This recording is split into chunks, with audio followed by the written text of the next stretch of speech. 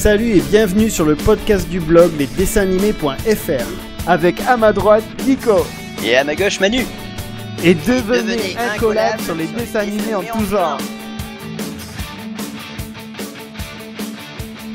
Salut les amis et bienvenue dans le podcast numéro 3 du 18 août 2017.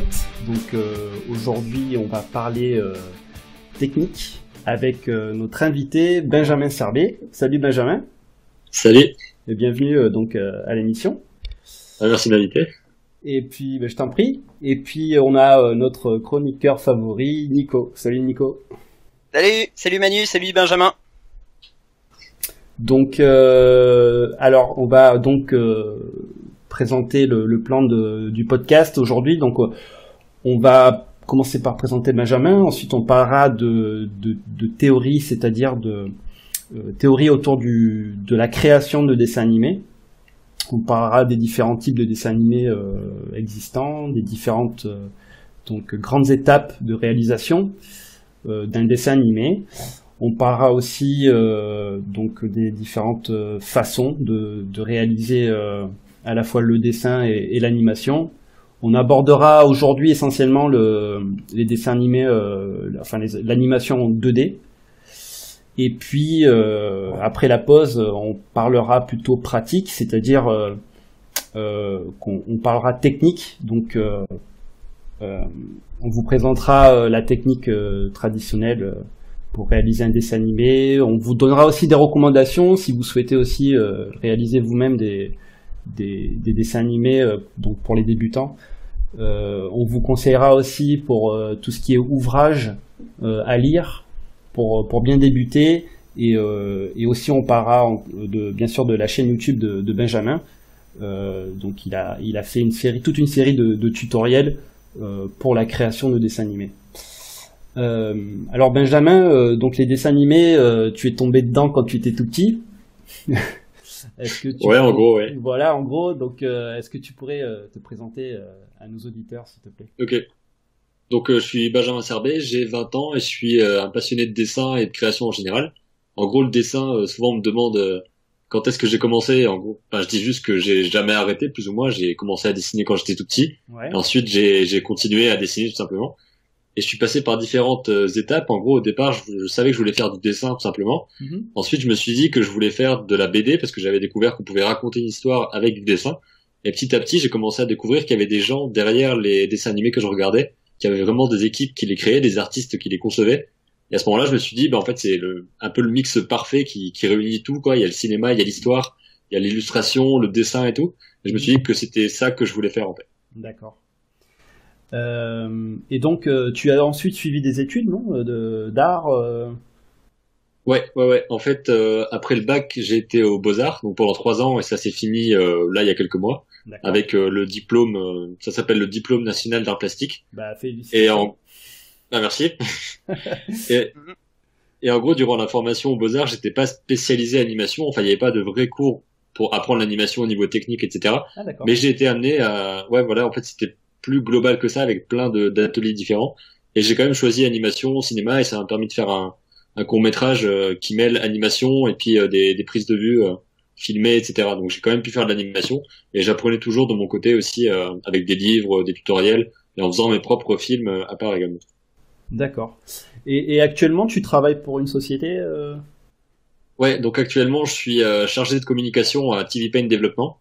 Donc on en parlera sûrement, c'est un des grands logiciels pour faire du dessin animé, donc en 2D. Mm-hmm. Et justement, c'est un petit peu la chaîne et les films que je faisais à côté qui m'ont permis d'avoir ce travail-là, parce que ça a commencé par un stage. En gros, en 2e année d'école d'art, on est obligé de faire un stage.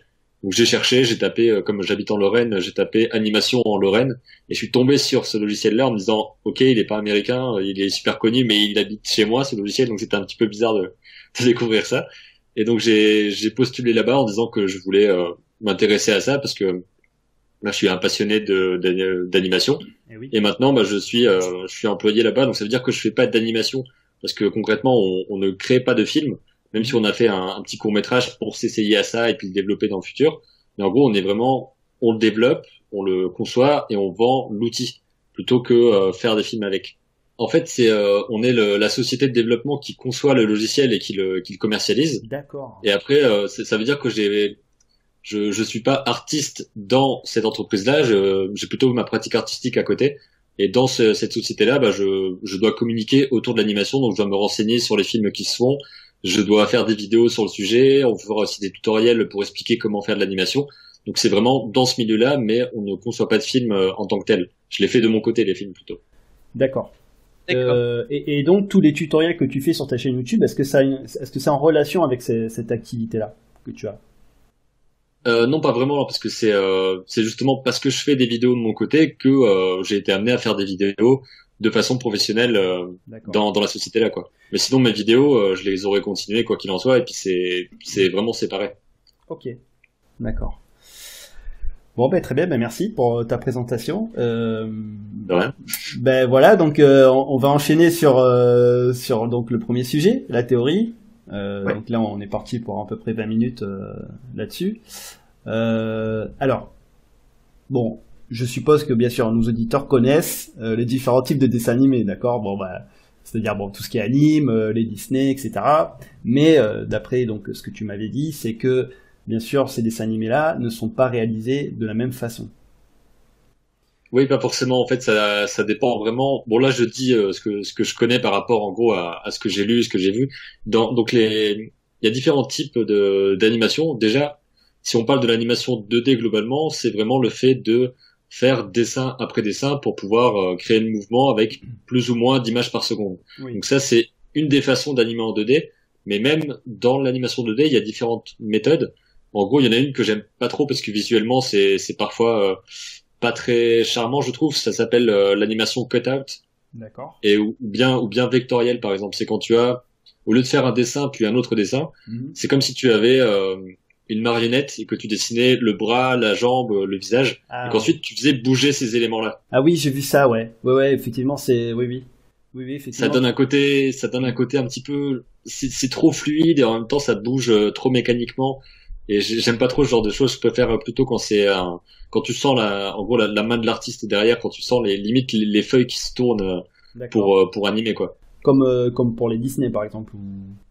Les Disney typiquement. Pas d'aujourd'hui en fait. Ceux d'avant bien sûr. Oui voilà. Les Disney en 2D. Ouais. Les Disney en 2D d'avant. Et encore je trouve c'est quand même vachement lissé parce que si vraiment vous voulez voir comment ça se construit, vous pouvez aller voir les making of, vous tapez juste making of avec le nom d'un Disney derrière, et vous allez voir tous les animateurs en train de travailler sur les dessins, et ça a un aspect vachement différent de ce que vous voyez au final dans le film, parce que d'abord il va travailler sur ses esquisses, sur son animation. Donc dans l'animation il y a des poses clés où en gros c'est les poses là qui définissent tout ton mouvement. Donc t'as vraiment si le personnage bouge le bras, on va avoir le bras à la pose A, le bras à la pose B qui peut être levé par exemple. Oui. Ensuite, il y a toutes les images au milieu qui vont lisser le mouvement. Oui. Et ça, c'est pas forcément le même artiste qui le fait. Oui. Souvent, l'animateur principal, il va juste faire les poses clés et faire en sorte que le mouvement fonctionne. Ensuite, il y aura quelqu'un d'autre derrière qui va faire ce qu'on appelle les intermédiaires, donc les images qui sont entre les images clés. Et ensuite, derrière ça, quelqu'un va venir pour dessiner, pour ancrer les images. Et ensuite, il y aura les couleurs derrière. Donc, je préfère vraiment, la magie de l'animation pour moi c'est vraiment quand l'animateur quand l'animateur il va vraiment faire tourner ses feuilles et qu'on va voir le dessin avec ses imperfections, qu'on va voir les esquisses, les traits, les marques, etc. Et pas quand on voit la chose lisse à la fin. Et oui. D'accord. Mon Dieu, ouais. Oh là là, le poste qui décrit dans l'animation japonaise, en tout cas, ils appellent ça un intervalliste. Oui, voilà. C'est le poste le plus détesté au monde dans le milieu de l'animation, quoi. C'est vraiment un poste très ingrat, quoi. Après, intervalliste, c'est, oui, déjà, on fait les images qu'il y a entre, mais il y a aussi je sais pas comment on dirait ça en français, mais ceux qui font le clean-up, c'est-à-dire qui vont repasser pour faire la ligne la plus juste possible, comme s'ils ancraient, que ce soit sur ordinateur ou sur papier. Et donc ça, c'est vraiment le truc où il faut être hyper précis, repasser trait par trait. Donc je pense que c'est ça qui serait le plus agaçant pour moi de faire ça tout le temps, quoi. Ouais, c'est exactement ça, ouais. Et donc c'est un travail de titan. Et il faut combien d'images pour animer une seconde de dessin animé? Ça va dépendre je dirais que ça dépend de la fluidité globale du format de ta série, par exemple. Je sais que dans les séries, dans les Disney classiques, on va dire, il y a vraiment je dirais qu'il y a au moins 12 dessins par seconde, donc 12 vrais dessins qui s'enchaînent, et parfois c'est plus selon le mouvement. En gros, c'est un peu difficile de lire sans image, mais plus tu vas avoir de dessins qui vont s'enchaîner rapidement, plus ton mouvement va pouvoir être fluide et lissé. Et par exemple, si un personnage court, si tu fais 12 images, vraiment 12 dessins dans ta seconde, t'as le temps de décomposer le mouvement correctement. Alors que si t'en fais que 2, ben ça va passer d'une image à l'autre très brusquement, et ça va aller plus vite, par exemple. C'est comme le flipbook en fait. Le flipbook que tu passes. C'est le même principe, quoi. C'est ça. C'est ça. Donc c'est selon, soit tu peux mettre beaucoup d'images entre tes deux poses pour lisser ton mouvement, pour le rendre plus rapide ou plus lent, parce qu'il y a. D'abord, je vais finir sur ce que je voulais dire. En gros, parce que je pense à plein de choses en même temps, en fait. Pas de souci. Et en fait, par exemple, il y a une différence entre bon, je vais dire Disney pour globaliser, mais entre un dessin animé Disney et par exemple Dragon Ball, la série animée. C'est le nombre d'images réellement par seconde qui sont faites. Par exemple, sur les animés, si je me trompe pas, on n'est pas sur du 12 ou du 24, on est parfois même sur du 8 images par seconde. Donc c'est pour ça qu'il y a vraiment une économie de moyens dans ces productions-là. Et on voit par exemple, je sais que c'est sûrement avec Naruto que j'ai vu la plus grosse différence, c'est que la plupart de la série, c'est vachement, ça bouge pas tellement en fait. Et sur certaines scènes, il va vraiment y avoir quelque chose de super fluide avec un combat qui est hyper spectaculaire, avec des tonnes et des tonnes de dessins. Et souvent, c'est la scène où ils vont décider de mettre soit le plus de budget, soit de vraiment mettre l'animateur hyper performant de leur équipe pour qu'il fasse quelque chose d'incroyable à regarder parce que c'est une scène importante, par exemple. Oui, donc c'est vraiment c'est une stratégie dans la réalisation, quoi. Il y a vraiment une stratégie. Ils vont mettre tous les moyens à un moment donné pour une séquence donnée et moins dans d'autres. Pour, comme tu dis, l'économie du dessin et surtout parce qu'ils doivent produire aussi certainement toutes les semaines, non, c'est pas ça ou... Au Japon c'est encore pire. Alors des fois c'est encore pire que ça au Japon parce qu'ils sous-traitent carrément des fois les scènes les moins importantes pour faire dans le studio d'animation justement les scènes les plus importantes. Bah ça c'est pas seulement ça c'est pas seulement au Japon.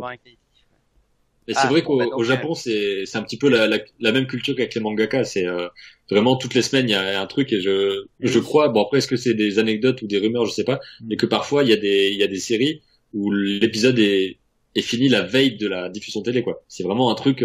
Ah oui, c'est un rythme incroyable. C'est fort probable oui. C'est à flux tendu quoi. Hein. C'est vraiment. Ouais c'est fort probable ça. Ouais c'est vraiment énorme comme rythme. Mais par rapport à la sous-traitance, après j'ai pas de détails, mais je sais que tous les studios plus ou moins font ça, même les gros studios américains qui font des films d'animation 2D ou 3D, etc. Il y a souvent plein de petites boîtes de production qui vont s'occuper, par exemple, des effets spéciaux de telle scène ou qui vont plutôt être sur les personnages secondaires ou sur la modélisation de telle ou telle partie. Donc tout ne se fait pas forcément dans le studio principal. Dans les génériques, on voit vraiment plein de boîtes de production différentes, parfois avec des artistes un peu partout dans le monde qui ont fait des choses plus ou moins importantes dans le film. D'accord. Tout à fait, ouais. Bon, c'est vraiment un très gros projet, quoi. C'est toujours. Et du coup, est-ce qu'on pourrait parler de justement des étapes de réalisation d'un dessin animé, c'est-à-dire du scénario, j'imagine, en passant par le dessin, l'animation, le doublage, etc. Oui, il y a vraiment beaucoup d'étapes. Après, ça dépend aussi des productions, on va dire, mais là, je vais dire le schéma global, c'est un petit peu comme pour un film classique, sauf que la grosse différence avec un film classique, bon, ça se fera surtout au niveau de tout ce qui est son, c'est que rien n'existe avant qu'on commence à faire des dessins. Et par exemple pour le son, évidemment il y a aucune voix qui est enregistrée durant un tournage entre guillemets, et il y a aucun bruitage qui est fait. Donc tout ça doit être créé pièce par pièce, étape par étape. Donc sinon, pour le reste, c'est un peu comme sur un film traditionnel. Il y a d'abord un scénario, donc une histoire qui est développée, etc. Oui. En même temps que l'histoire, souvent, il y a des concepts graphiques qui sont faits. Il n'y a pas forcément d'ordre précis. Quelqu'un peut arriver avec un dessin en disant, j'ai cette idée-là, ou en ayant fait un storyboard d'une scène. Et ensuite, toute l'histoire est développée. Donc, je dirais qu'il y a plutôt 3 grosses phases. C'est la phase de la pré-production, puis la production, puis la post-production, comme sur n'importe quel projet. Ouais. Et dans la pré-production, tu vas t'attarder sur l'histoire, sur l'image que tu vas donner, sur l'univers graphique, sur les situations. Donc ça va être avec l'histoire écrite, puis le storyboard qui est comme une bande dessinée, mais où case par case tu vas expliquer, tu vas montrer les différents plans de ton animation. Et l'une des phases que je préfère personnellement, c'est le storyboard et l'animatique, parce que c'est là que ça va assez rapidement, parce que pas besoin de faire des dessins forcément très poussés, il faut juste que ce soit compréhensible. Et en gros, tu vas pouvoir essayer telle scène, celle-ci elle marche pas, alors je l'enlève, je vais mixer tout ça avec une autre scène, je vais mettre cette scène-ci avant la scène d'après. Et c'est là vraiment que c'est une sorte de manière organique de travailler où tu vas pouvoir construire une histoire. Ok. Et une fois que toute ton histoire est faite, il y a aussi une phase qui est vachement importante, c'est l'animatique. Ouais. Et en gros, l'animatique, vous en avez peut-être déjà vu, c'est des storyboards animés, donc c'est la version en dessin, souvent en noir et blanc ou en valeur de gris, de tout ton film, et il y a déjà des voix par au-dessus. Sauf que les voix par au-dessus, c'est pas forcément les voix définitives. Parfois, c'est même les gens de l'équipe comme ça qui ont fait les voix pour avoir une sorte de base et voir à quoi l'histoire va ressembler. Et c'est à ce moment-là, une fois que tout est défini, que tout ton scénario, ton storyboard souvent est défini, c'est que tu vas faire les véritables doublages avec les acteurs finaux, pardon. D'accord. Parce que en animation, je crois que certains ne le font pas comme ça, mais la plupart du temps, c'est comme ça qu'on le fait, parce que c'est vraiment le plus simple et le plus pratique, c'est qu'on enregistre d'abord les voix, et ensuite, on va faire les scènes, on va animer pour que ça corresponde aux voix. Ah ouais, donc c'est fort, ça. Ouais, voilà, on fait pas tout le film en faisant les voix ensuite. Ça, on le remarque moins si on regarde nos dessins animés ou nos films d'animation en version française, mais en version originale, les bouches correspondent à ce que disent les voix. Oui, tout à fait. Donc il y a vraiment tout ce travail-là aussi c'est un travail d'acteur d'abord avec l'acteur qui va interpréter le personnage, et ensuite l'animateur va aussi s'imprégner de tout ce qui est dit, de la façon dont l'acteur le dit, pour animer. C'est pour ça aussi que parfois il y a certains personnages, j'ai pas spécialement d'exemple en tête, mais ouais. il y a certains personnages qui ressemblent à la fin physiquement à l'acteur qui les joue presque, dans leurs expressions, dans leur mimique, parce que parfois c'est filmé également, donc l'animateur va animer, et parfois il va quand même s'inspirer un petit peu du visage de la personne. Il y a pas mal de making-of où on voit comme ça les acteurs en train de jouer, et puis ensuite les animateurs qui évidemment animent aussi sans ça, parce qu'ils animent avec le personnage, mais parfois ils vont juste choper un petit tic, genre un œil qui se ferme à tel moment, ou alors la bouche qui se bouge de telle façon. Et à ce moment-là, ça donne une impression particulière, parce qu'on a l'impression de voir l'acteur aussi dans l'attitude du personnage. Oui, et je crois même que des fois certains personnages, le faciès ressemble à l'acteur qui fait le doublage. Oui, ça peut limite arriver, ouais. Mais parfois il y a aussi enfin, je crois que c'est avec, je sais plus s'il lui ressemble physiquement, mais avec le génie dans Aladdin, qui a, de ce que je sais, qui a grandement été dans ses phrases, dans sa façon de parler, qui a grandement été influencé par Robin Williams qui le double en version originale. Donc je crois qu'il a tellement influé, il a tellement donné dans sa performance qu'il a vachement influencé sur ce qu'allait être le personnage ensuite, dans sa façon de parler, dans sa façon de bouger, certainement aussi dans les blagues qu'il fait. Donc il y a vraiment une certaine liberté que peuvent avoir les acteurs qui vont devenir les personnages. D'accord. Et un truc que j'aime bien aussi, c'est que il y a vraiment quelque chose par rapport à l'acting dans l'animation, même pour les animateurs, parce que en gros, Glen Keane, c'est bon, j'en connais pas des tas des animateurs, mais c'est un des plus connus que je connaisse. En gros, c'est un animateur qui est encore, je crois, chez Disney. Il continue à travailler. Et il a par exemple inventé il a inventé la version Disney du personnage de Tarzan, du personnage de la petite sirène. Donc c'est lui qui les a designés et il les a animés également. Et il a une phrase où il dit qu'un animateur, en gros, c'est un acteur mais avec un crayon. Donc c'est un acteur que tu vois pas physiquement à l'écran, mais il est obligé de se mettre dans la peau du personnage pour faire ressentir les choses correctement en fait. Ouais, j'imagine, ouais. Et c'est limite une sorte de transe en fait, quand j'ai pas eu ce genre d'expérience aussi intense que ça, mais quand ces animateurs animent un personnage, ils sont tellement dans le truc, ils se mettent à la place du personnage, ils font les mêmes mimiques qu'eux, ils doivent parfois aussi bouger comme eux pour voir un petit peu comment bouge le personnage. Et souvent aussi les animateurs se filment. Par exemple, il y a dans une salle où j'en sais rien, où ils sont en train de faire la même action que le personnage pour trouver comment il bouge, parce qu'on ne peut pas simplement l'imaginer, il faut aussi voir des références et ce genre de choses. Et c'est assez incroyable de les voir animés comme ça et de se mettre tellement dans le truc, et ils pensent à rien d'autre en fait. T'es juste dans le personnage et tu dois donner une performance comme un acteur devant un public ou alors devant une caméra, sauf que cette fois-ci, ça dure beaucoup plus longtemps. Et donc en fait c'est très complet comme art finalement, animateur. Ah clairement, oui. Ça va au-delà de enfin, de ce que j'espérais en fait, de ce que je pensais. Après, c'est marrant parce que c'est marrant parce que ce que disait à l'instant Benjamin, ça me rappelle un making of que j'avais vu de Blanche-Neige où justement les animateurs s'amusaient à porter une fausse barbe et à se regarder dans un miroir, à se regarder carrément dans un miroir pour animer justement les barbes des 7 nains. C'était hallucinant quoi de voir ça quoi. Ah ouais mais c'est exactement ça quoi, exactement ce qu'il décrit quoi. Et par exemple sur Blanche-Neige, il y a aussi non pas sur Blanche-Neige, sur Bambi, ils avaient mis des animaux dans le studio, donc qui étaient couchés devant eux, etc. Et puis pendant qu'ils bougeaient, ils étaient tous autour, en train de dessiner, en train d'essayer de capter les poses pour pouvoir ensuite retranscrire au mieux tout ça quoi. Ils ont fait pareil pour Ratatouille en observant des rats, en les dessinant pendant qu'ils bougeaient, etc. Donc c'est un mélange de dessin d'observation et de dessin ensuite quand tu auras plus l'animal devant, ils vont quand même avoir tout ça, tous ces réflexes de faire les gestes de telle façon, etc. Et par rapport aux références, je vais reparler d'un making of, c'est celui des Indestructibles. Oui. C'est l'un de mes making of vraiment préférés, celui-là. Et dedans, je crois que c'est John Karch, qui est un animateur chez Pixar, qui avait une question qui m'a semblé super intéressante, c'est, on le voyait sur une vidéo de référence en train de porter, vous savez, les sortes de grosses balles de gym, les gros trucs gris là. Oui. Donc on le voyait en train de galérer à porter ça, et ensuite il a été demandé au réalisateur, mais là dans la scène, il y a le père dans les Indestructibles qui doit porter un truc lourd, et en même temps il est très fort, mais c'est quand même lourd. Donc comment est-ce qu'on représente quelqu'un qui est vraiment super fort, mais qui a quand même du mal à porter un truc? Donc ils avaient plein de réflexions comme ça pour savoir comment faire ressentir ce genre de choses, parce que clairement dans une animation, c'est soit du papier, soit un modèle 3D, ça pèse rien quoi. Donc c'est que dans les mouvements que tu vas réussir à faire en sorte qu'on se dise qu'il y a vraiment du poids et que le truc pèse une tonne. Et la physique, c'est vachement impressionnant dans l'animation, parce que tu te dis, rien que faire un personnage qui saute, il faut comprendre tout ça pour le faire correctement, et puis qu'on ait l'impression qu'il a du poids quoi. C'est incroyable.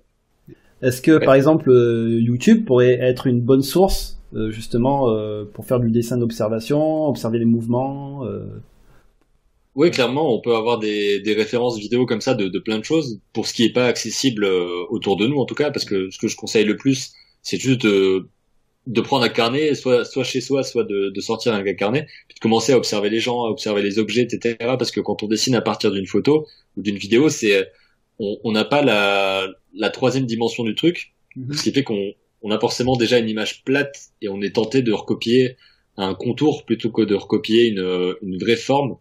Et l'une des autres choses, là c'est plus peut-être pour de l'illustration que ça joue, mais pour de l'animation aussi je pense, c'est que quand on dessine à partir d'une photo, le cadre il est déjà fait. C'est-à-dire que quelqu'un a déjà dit, ce banc il est en bas à droite de l'image par exemple. Alors que quand tu es dans la rue avec ton carnet, c'est à toi de définir où est-ce que commence ton dessin, où est-ce qu'il finit, et où est-ce que tu vas arrêter de dessiner ce qu'il y a autour de toi. Et tu dois beaucoup plus réfléchir et visualiser les choses. D'accord. Justement, c'est une bonne transition. Parce que là, on a fait donc déjà 20 minutes sur la première partie. Donc c'est passé très vite. Hein. Ouais, c'est passé super vite. Je sais pas, c'est comme tu veux, parce que là, en fait, il y a une super transition pour parler de la pratique, puisqu'on parle déjà justement de dessiner en observant, etc. Donc, est-ce que tu souhaites qu'on passe dans cette partie-là, ou est-ce que tu veux qu'on reste encore dans Non, ça me va si on continue pour la suite. Ok.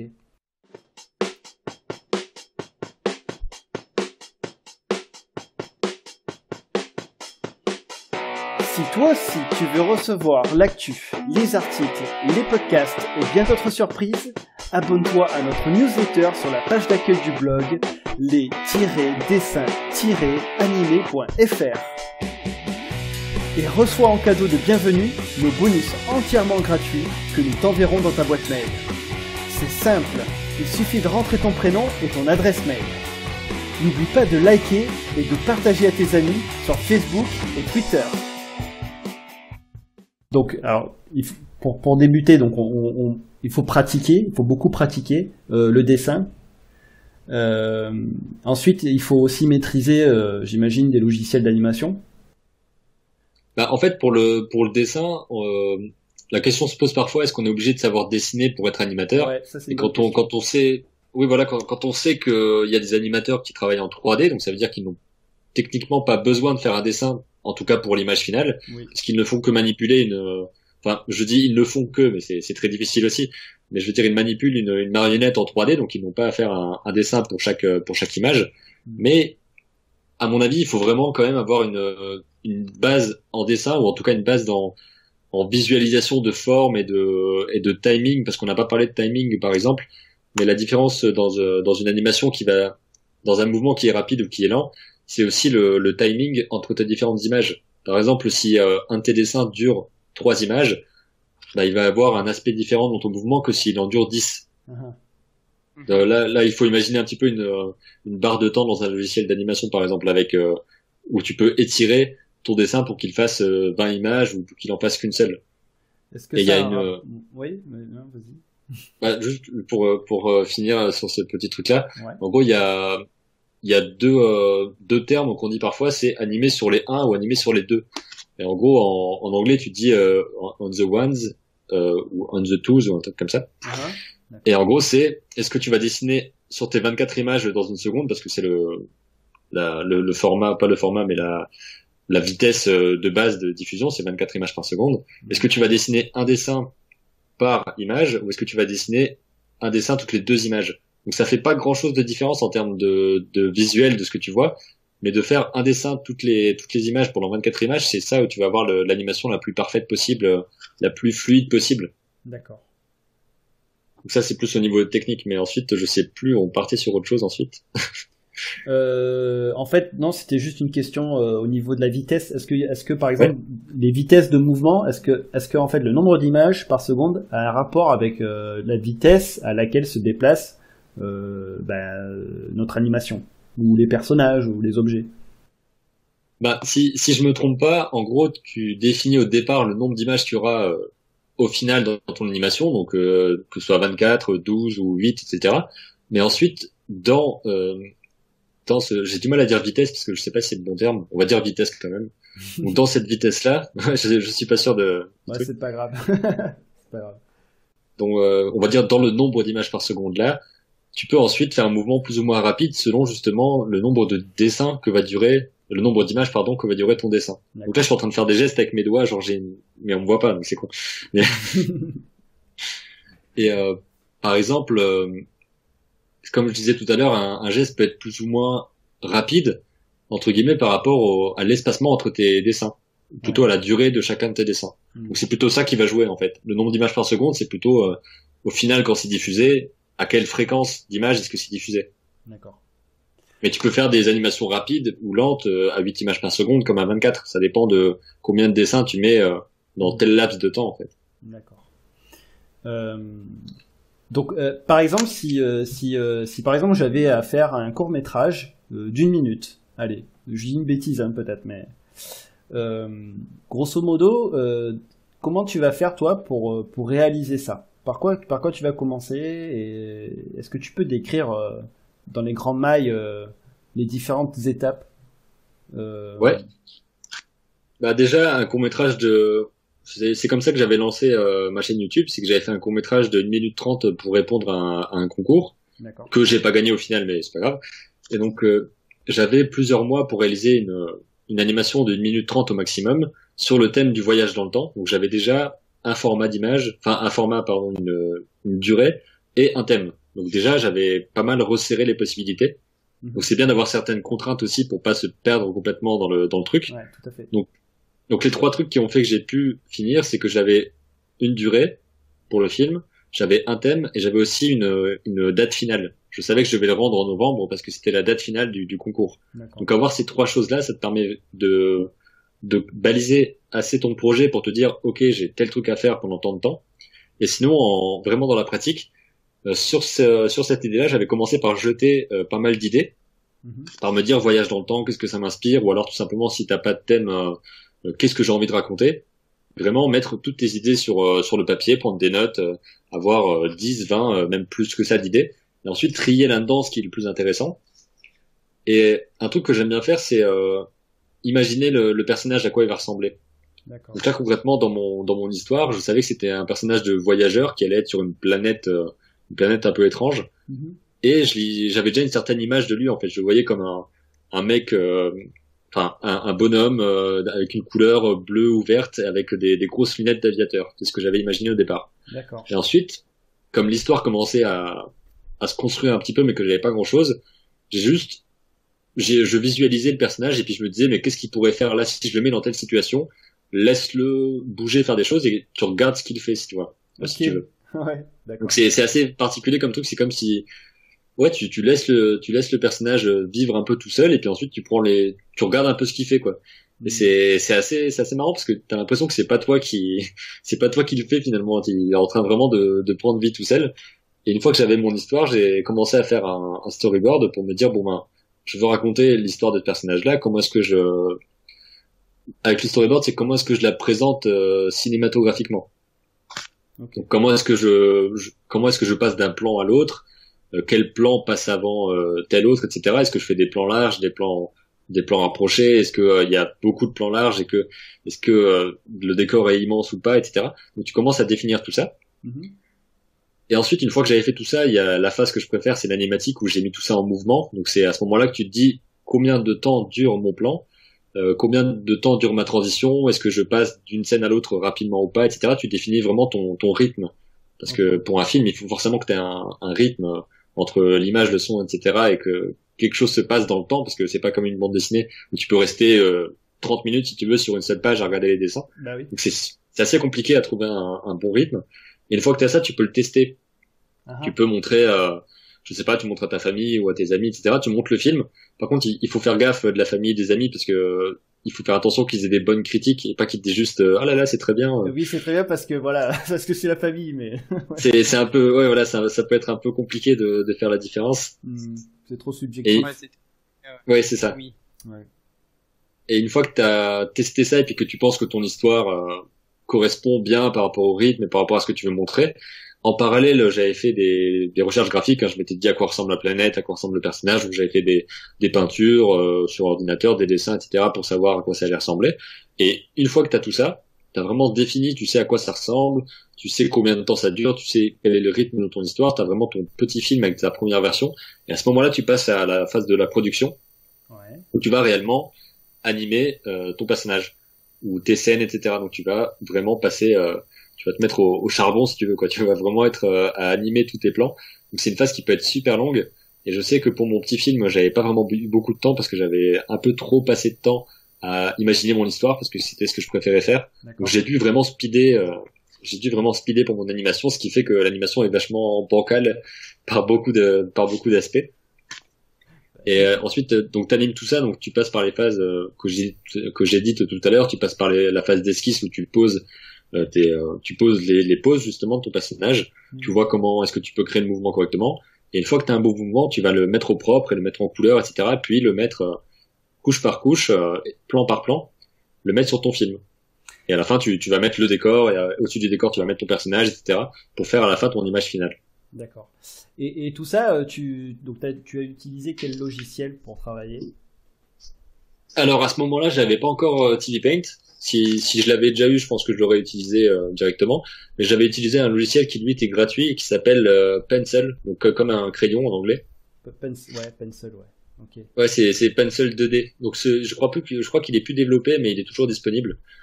D'accord. Donc c'est vraiment pas le meilleur des logiciels, mais en tout cas il est gratuit, on peut l'utiliser assez facilement. Et donc j'avais un petit peu des soucis à faire ça parce que c'est un logiciel qui ne permet que de faire l'animation. Et pour le coloriage de tes images, etc., c'était très compliqué, donc je devais tout exporter. Ah oui, d'accord. On peut, mais c'est très basique en fait. C'est limite le pot de peinture et voilà quoi. Ah ouais, c'est Paint quoi. Donc pour avoir, c'est un peu mieux que Paint, mais c'est vraiment pas très fou en termes de colorisation. Donc j'avais dû exporter toutes mes images une par une, puis ensuite les colorier une par une sur Photoshop, puis les mettre sur mon logiciel de montage. Enfin, c'était vraiment très très long, alors que j'aurais pu faire ça en une fois si j'avais eu TV Paint ou d'autres logiciels qui permettent d'être très complets. Et par exemple, sinon il y a un autre logiciel qui peut être cool pour l'animation. Ouais. C'est Blender, vous le connaissez peut-être? Blender, ouais, oui.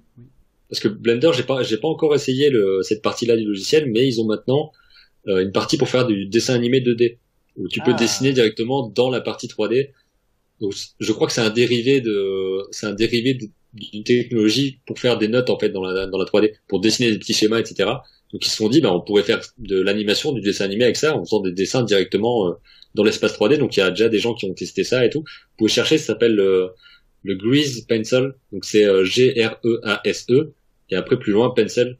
D'accord. Donc ça permet de faire du dessin animé directement dans Blender. Et sinon, là je reste sur le gratuit pour que ce soit plus facile à accéder. Il y a aussi Krita, Krita. Krita, ok.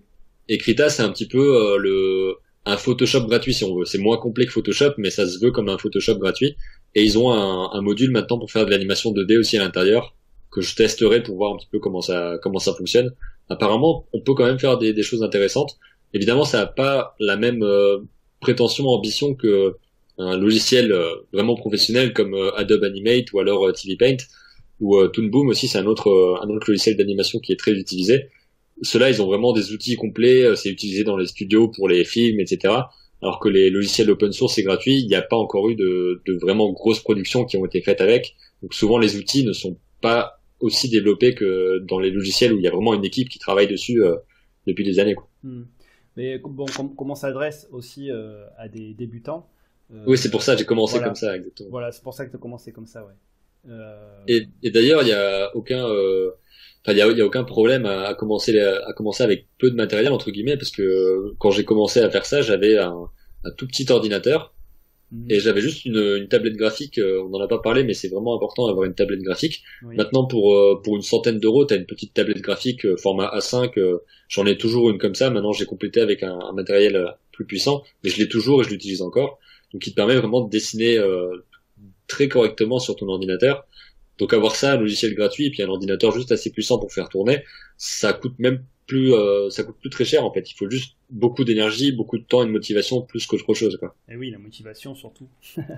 Clairement, parce que c'est pas évident. La passion. Ouais, le travail, ouais, c'est sûr. C'est ça. D'ailleurs, tu as fait des tutos sur ta chaîne YouTube. Oui. Donc je mettrai dans la description du podcast toutes les informations, donc tout ce qu'on a évoqué, donc le nom des logiciels qu'on a évoqués, et donc sur ta chaîne YouTube, quel tuto tu as fait? En tuto, j'ai fait quelques tutos sur Krita justement où je montrais comment on pouvait dessiner, etc. J'ai fait un tutoriel par exemple, si certains s'intéressent au montage vidéo, j'ai fait un tutoriel pour faire du montage vidéo avec Blender, parce que il y a beaucoup de monde qui sait pas trop comment utiliser ce montage vidéo sur Blender. Mm-hmm. Et sinon, en termes d'animation, j'avais présenté les quelques exercices basiques que j'avais fait, donc par exemple faire rebondir une balle, faire tomber des objets, ce genre de choses, qui permettent de mieux appréhender la physique, de mieux faire ressentir un poids dans un petit personnage qui marche ou ce genre de choses. Donc j'ai fait un tutoriel pour montrer comment j'avais fait des petits exercices, un petit peu les fondamentaux de l'animation. Ouais. J'avais fait un tutoriel aussi sur comment animer un animal qui marche. Donc c'est assez compliqué, et puis le mien n'était pas super, mais en gros il fallait un petit peu décomposer son mouvement, donc savoir comment le haut du corps fonctionne. Il fonctionne comme une sorte de masse qui monte et qui descend, et pareil pour l'arrière, et ensuite tu relis les deux, etc. Donc c'est assez complexe à animer, et j'avais vraiment eu du mal. Ouais, j'imagine. Voilà, et ensuite il y en a un que j'aime bien, c'est comment animer un personnage. Où en gros, à mon école, j'avais fait un exercice où j'avais fait tomber des gouttes d'encre sur une feuille blanche, donc j'avais filmé ça. D'accord. Et ensuite, je voulais animer un petit personnage pour qu'il interagisse avec la goutte d'encre en fait. Et donc j'avais fait un personnage qui s'accroche, qui saute au-dessus, qui tourne autour de la goutte, etc. Et là, j'avais montré dans le tutoriel comment j'avais animé ce personnage, image par image, etc. Surtout comment est-ce que j'y avais réfléchi en gros. Je crois que tu te filmes aussi en train de dessiner rapidement en fait. En fait, ça en a vitesse accélérée, on te voit vraiment dessiner, on voit vraiment toutes les étapes et tout. Ouais, il y a de ça, pas pour l'animation, mais par exemple pour le dessin, j'avais fait des choses comme ça. Je fais aussi des moments où j'explique. Là, par exemple, j'ai sorti une vidéo à l'instant là qui s'appelle je dessine mon premier portrait. D'accord. Et donc dedans, j'explique comment est-ce que j'ai essayé de faire un portrait justement en dessinant sur TV Paint, et où on voit les différentes étapes, où j'explique que j'ai essayé de comprendre les proportions, etc. Et je montre aussi les erreurs que j'ai faites, parce que mon portrait à la fin, je dis clairement qu'il est pas fini, puis que je veux continuer, mais j'aime bien partager l'expérience du dessin et de la création plutôt que juste montrer des choses finies. Comme ça, je dis vraiment, je galère aussi pas mal, mais je vous montre comment je galère, et ça peut peut-être vous motiver, vous encourager à faire, etc. Et par exemple, pour l'animation, il y a une autre technique que j'avais essayé pour mon film de fin d'année, justement, mon film de cinéma, où cette fois-ci, j'étais pas sur ordinateur, j'étais pas sur une animation 2D traditionnelle, puisque normalement, dans un dessin animé, tu fais une image, enfin, tu fais un dessin par feuille, et ensuite tu accumules ces feuilles-là, et puis tu les fais passer très vite, les unes après les autres. Oui. Sauf que là, j'avais utilisé une autre technique. En gros, j'avais une grande feuille de dessin, et j'avais dessiné au fusain dessus. Donc ça faisait une matière un peu plus épaisse. En fait, c'était un mélange d'animation 2D et de stop motion. C'est que c'était vraiment intéressant et un peu plus physique à faire aussi, parce que j'étais littéralement devant ma feuille en train de faire des grands gestes. Et ce qui était intéressant, c'est que je faisais mon dessin, donc je faisais la première image. Ensuite, j'allais à mon appareil photo pour prendre une photo. Ensuite, je retournais sur mon dessin, j'effaçais la partie qui devait bouger. C'était vraiment ça, quoi. J'effaçais la bouche et je la refaisais un peu différemment. Je prenais une photo et puis je faisais ça tout le long de la séquence, en fait. Ah, c'est sympa, ça, comme technique.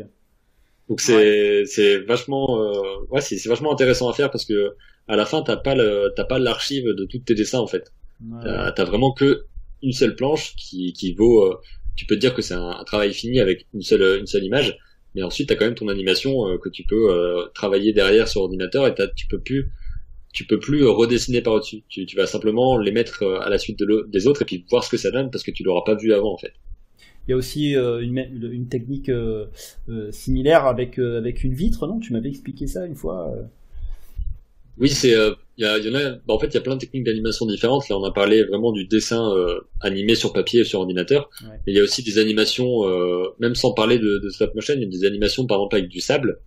C'est du sable sur une vitre ou sur un support. Et ensuite, c'est animé image par image. C'est-à-dire qu'on fait un dessin, ensuite on prend une image, on enlève tout, ou bien on modifie quelques parties, on reprend une image, et on anime comme ça. Il y en a qui travaillent aussi avec de la peinture. Je sais plus le nom de la personne, mais vous pouvez chercher Le vieil homme et la mer. D'accord. Donc il avait adapté ce livre-là. Donc si vous tapez Le vieil homme et la mer animation, vous allez tomber sur une animation. C'est un rendu très très particulier, parce que c'est. Oui, je l'ai vu, ouais.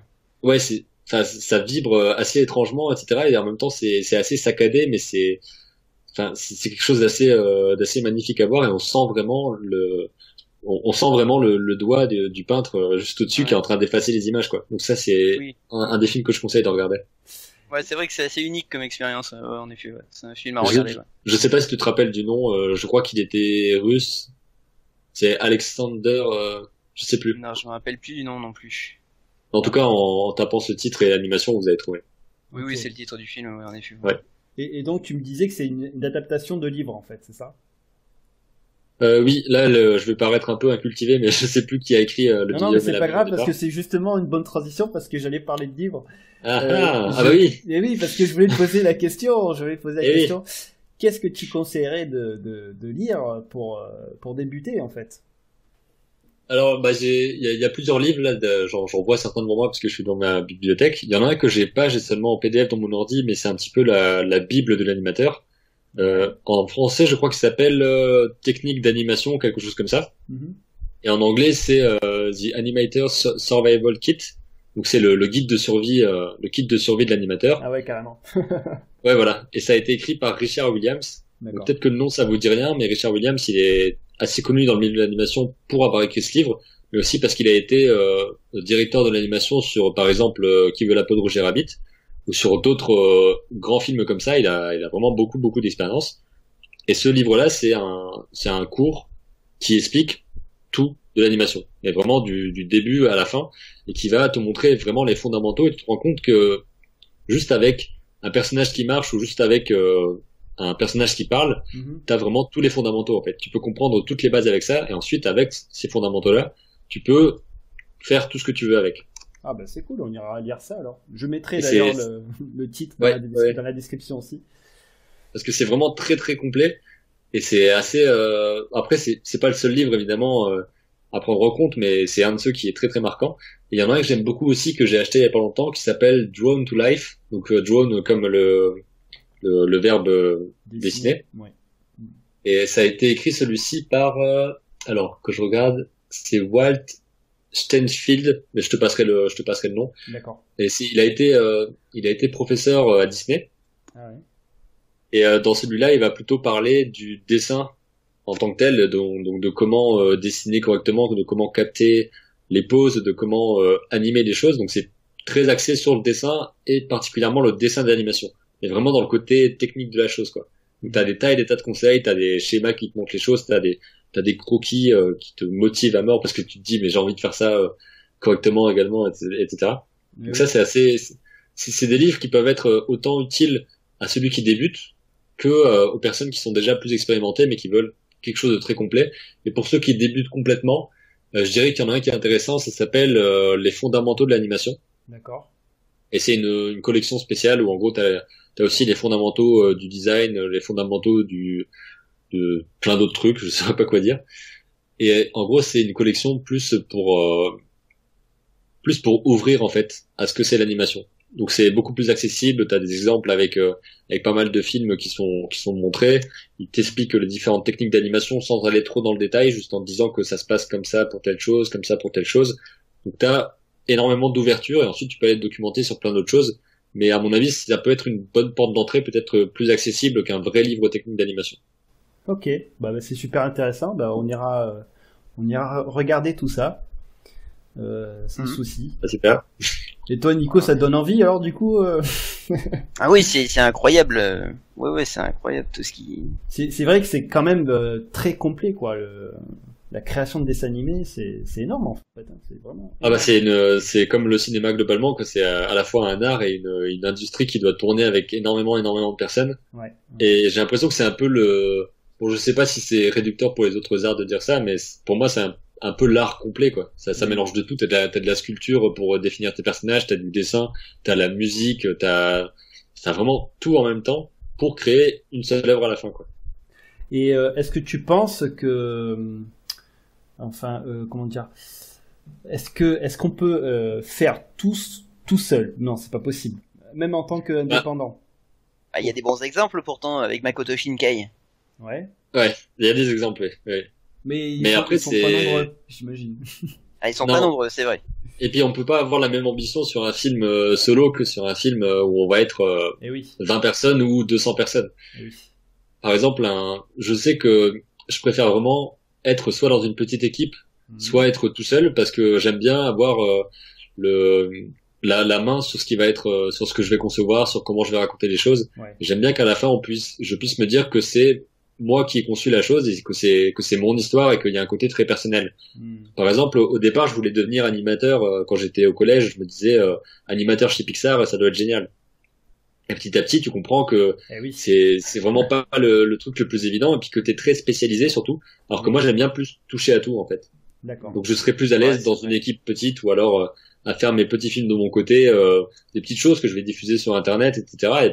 Mais à avoir plus ce côté artiste qui crée une petite œuvre à chaque fois plutôt que petit engrenage dans une énorme machine artistique en fait. Ouais, je comprends tout à fait. Ouais. Tout comme Makoto Shinkai finalement. Hein. Ouais. Il est parti tout seul et petit à petit il a greffé autour de lui les talents qu'il lui fallait, on va dire. C'est ça. En faisant appel même des fois carrément à la famille ou aux proches. Et finalement voilà ce qu'il en est aujourd'hui quoi. À son chien peut-être pour animer. C'est fort probable. Non, mais en tout cas, je sais qu'il avait demandé à sa petite amie pour les doublages, pour l'aider dans les doublages, par exemple. Ah ben c'est. Il avait fait appel à un copain à lui pour les musiques. Donc c'est assez fandard comme. C'est de l'indie comme quoi. Projet quoi. Ah oui, tout à fait. Ouais. Ouais, carrément. Et il y a un autre exemple avec quelqu'un récemment qui a fait un film tout seul. Il s'appelle Sébastien Ludenbach. Donc il a fait le long métrage, c'est un long métrage qui s'appelle La jeune fille sans main. Et c'est adapté d'un conte, je sais plus si c'est un conte de Grimm ou Andersen ou quelque chose comme ça. Et en gros, il a dessiné vraiment son animation, son long métrage tout seul pendant je ne sais plus combien de temps. Et c'était même pas si longtemps que ça, je crois. Et c'est une animation qui est assez particulière, elle est très très simple. Et parfois, c'est ce que je disais l'autre jour, c'est que si tu regardes les images une par une, les dessins un par un, parfois il y a des dessins qui veulent rien dire en tant que tels. Parce que tu vas voir, il y a, par exemple, si la fille elle se lève, t'auras le dessin, le premier dessin, elle sera complète, le dernier aussi, mais les dessins entre, il a fait seulement quelques traits, donc ça veut dire que si tu vois le dessin tout seul, ça veut rien dire, mais si tu le vois dans le mouvement, ça fait partie de la magie de l'animation, quoi. Tu vas voir le truc s'animer, alors que un dessin individuel, c'est très bizarre. Comme les dessins déformés, par exemple, tu vois dans les cartoons, t'as les dessins, t'as les tronches qui s'étirent, etc. Donc si tu regardes l'animation complète, tu vois juste un truc qui explose, par exemple. Et si tu regardes image par image, tu auras tout déformé et tu vas te dire, mais il y a ce dessin-là dans l'animation et tu le vois même pas, quoi. Tu vois juste le mouvement qui fait le blablabla. Tu veux dire qu'en fait, c'est l'œil et le cerveau qui, avec la superposition d'images, en fait, lui-même, le cerveau lui-même reconstitue l'ensemble. C'est ça? Oui, c'est ça. C'est tout le principe en fait de l'animation déjà et aussi même du cinéma globalement, quoi. C'est de faire défiler 24 images en une seconde et qu'on ait l'impression c'est la persistance rétinienne qu'on ait l'impression que le mouvement a lieu, quoi. Alors que c'est juste plein d'images qui défilent avec une bande son au-dessus et puis t'es berné avec ça, quoi. Bon, super. Donc du coup on a bien discuté. On va peut-être en rester là pour aujourd'hui. Donc Benjamin, merci beaucoup pour tes explications. Merci, c'était vraiment cool. Ouais, c'était cool et puis tu reviens quand tu veux. Hein, si tu veux faire une spéciale sur un sujet spécifique, y a pas de souci, tu reviens quand tu veux. Ouais, ou si on a des retours avec quelqu'un qui dit ce serait cool de faire sur ci ou ça, etc. Mais on pourra faire un autre épisode. Ouais, on fera on fera la demande. Ah ouais, volontiers. Ouais. Et puis merci Nico pour ta présence. Oui. Aujourd'hui, t'as pas beaucoup parlé, hein. Non, je préférais laisser parler l'expert vu qu'on était dans un sujet très technique, donc. C'est sympa de mêler culture et technique, en fait.